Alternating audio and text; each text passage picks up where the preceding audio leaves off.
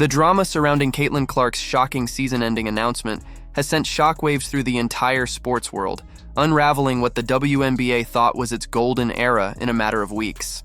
A league that only months ago was celebrating record-breaking attendance and television deals now finds itself in freefall, with ticket prices collapsing, ratings evaporating, and media interest vanishing at a pace that feels almost biblical in its severity.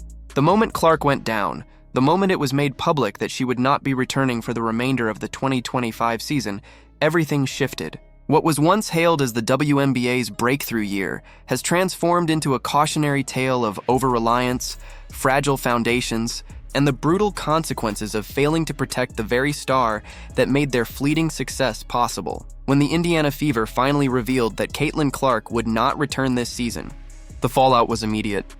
Within hours, ticket prices cratered nearly 30% across the league, plummeting to just $62 a seat on average. Playoff games that had been commanding $200 or more were suddenly available for $25, with arenas still struggling to fill seats despite the markdowns. The Indiana Fever, once the hottest ticket in women's basketball, saw their road game prices collapse by 71%. From $137 on average down to just $80, the market revealed a truth the league never wanted to admit. Caitlin Clark wasn't just part of the WNBA's business model. She was the business model. The WNBA's commissioner, Cathy Engelbert, now finds herself presiding over a nightmare scenario she had been warned about, but never truly prepared for. Just weeks ago, she was confidently discussing expansion teams and increased revenue projections. Now she's confronting the harsh reality that without Caitlin Clark on the floor, the entire narrative of growth and relevance is falling apart faster than a deflating balloon. What was framed as the league's arrival moment is being exposed as an illusion, built entirely on one transcendent individual rather than sustainable interest in the product itself. Television ratings, which networks once flaunted as proof of a cultural shift, have collapsed with stunning speed. Last year's All-Star Game, fueled by Clark's rookie season, drew record-breaking numbers. This year, ratings were down 36%.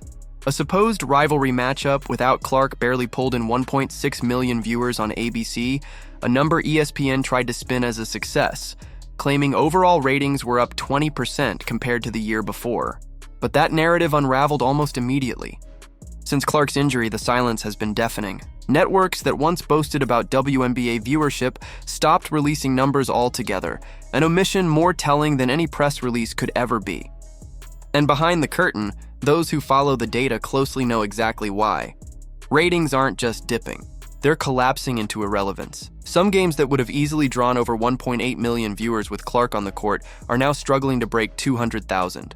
That is an 89% decline. An implosion so dramatic it proves beyond question that the league's supposed breakthrough was never about the WNBA as a whole.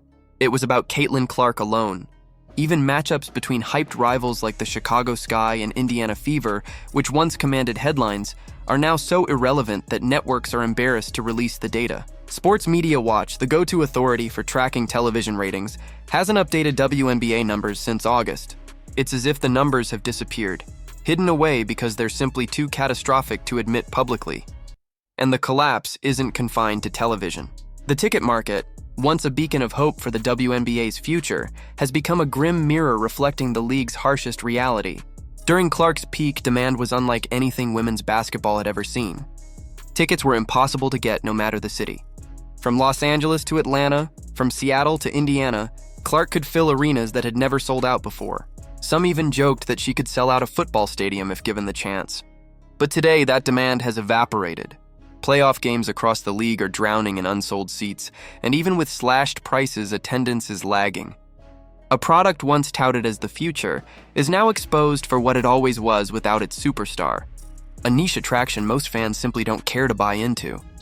The broader sports media landscape is responding accordingly. ESPN, Fox, and countless other networks that dedicated prime airtime to WNBA coverage during Clark's rookie explosion have all but abandoned the league.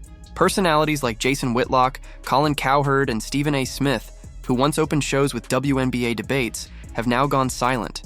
Not because they lost interest in women's basketball as a concept, but because without Caitlin Clark generating viral headlines, there is simply nothing compelling to talk about. Sports media is built on ratings, engagement, and audience demand. Without Clark, those elements vanish. And when they vanish, so too does the coverage. The league's merchandise market tells the same story. During Clark's rookie season, sales exploded by over 500%. Jerseys were impossible to keep in stock, with fans rushing to buy anything bearing her name or number. Corporate sponsors, sensing a gold rush, rushed to invest in partnerships and endorsements tied to the WNBA, believing they were buying into a long-term growth trajectory. But now those same sponsors are reassessing.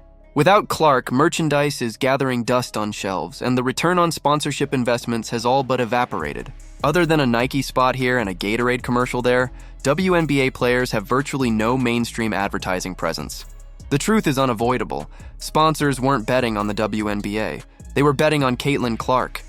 And without her, their wallets are closing fast.